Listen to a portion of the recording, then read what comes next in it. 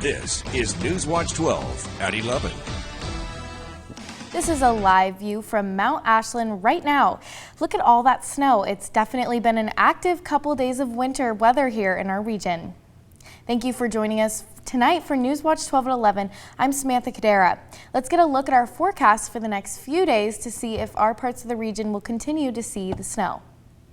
Now, your first forecast. Good afternoon to Southern Oregon and some of Northern California. We're seeing low pressure over the area, but there's also another little wave of extra energy that comes through later into the afternoon here, and that brings us another wave of rainfall. There's actually a winter weather advisory in effect out over the Cascades and the Cascade Passes too. This is going to be how much rainfall we see today all the way through into tomorrow morning. So you can see it's another wet one we've got, not as wet as yesterday. And it looks like as we move into Sunday, things should dry up slightly, but there's still activity all the way through early into next week as well. With colder temperatures starting our November, let's take a look at the road conditions off of Highway 140 milepost 67. This was taken just 30 minutes ago, and you can see that snow coming down. This was taken off the ODOT trip check cameras. And speaking of ODOT, they're reminding you to plan ahead for winter conditions. Their trip check website is a great tool to check the road conditions and closures before heading out to make sure you travel safely during these winter months. And in a traffic alert, there are multiple lane closures just within the city of Medford. Take a look. From November 4th to 23rd, expect lane closures on Foothill Road, Central Avenue, Howard Avenue, Barnett Road, and intermediate closures on West Main Street. From November 4th to December 6th, West 2nd Street and Woodlawn Drive will be closed, along with East 5th Street, which has a detour. North Riverside Avenue will have lane closures for repairs, and West Main Street will see asphalt overlay work.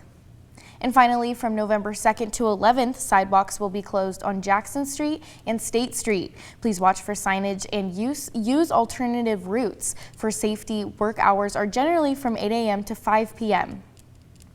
And highly pathogenic avian influenza has been confirmed in Jackson County for the first time. The virus was confirmed in a backyard flock of geese and chickens. The farm the virus was found at has been quarantined, and all poultry have been euthanized. The Department of Agriculture notes that the animals never made it or were intended for the food supply chain or the commercial food market. You can see tips on ways to keep your birds and livestock safe at our website, kdrv.com. And today, Friends of the Animals hosted a special low-cost vaccination and microchip clinic in response to reports of rabies in the community, as well as reports of a local child being bitten. The organization says concerned Butte Falls residents and the mayor reached out to them for help following the findings of rabies in the community. In today's clinic, 84 cats and dogs were vaccinated and microchipped. For those who missed it, you can sign up for the next one on their website. And on our fire watch, Pacific Power has turned off their wildfire mitigation settings that caused many power outages this summer. Oregon's District 5 Representative Pam Marsh says in a Facebook post that the company has assured her the settings are turned off. More than 70 outages were caused by these settings from June 7th to October 28th. Marsh also says that just because the settings are off doesn't mean the power won't ever turn off. We may still see some due to things like severe winter weather or animals. And in your Voice Your Vote, with the election being mere days away, many in the community are looking towards the future and bridging the political divide post-election.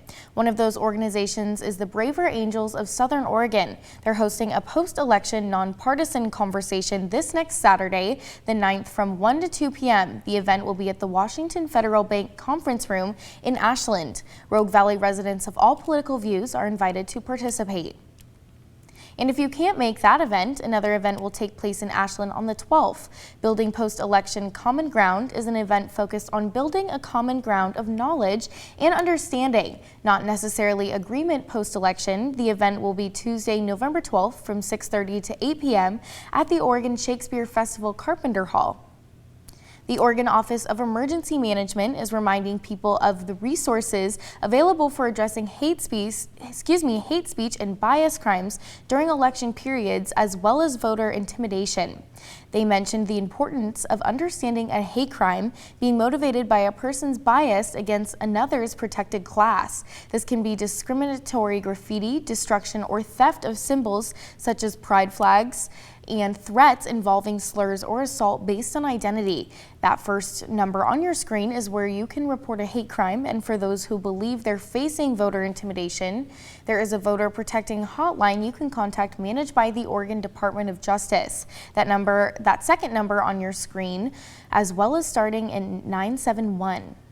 Southern Oregon saw a boost in voters compared to the same time last year. Jackson County saw the biggest percentage increase with 3,000 new voters over the past year. Lake County saw the least amount of increase with 21 new voters over the past year.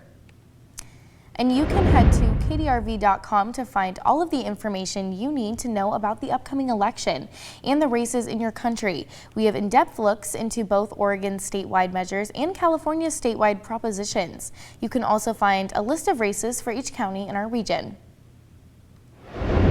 And colder weather means we can start doing these burn piles, but it means some residents will struggle to stay warm.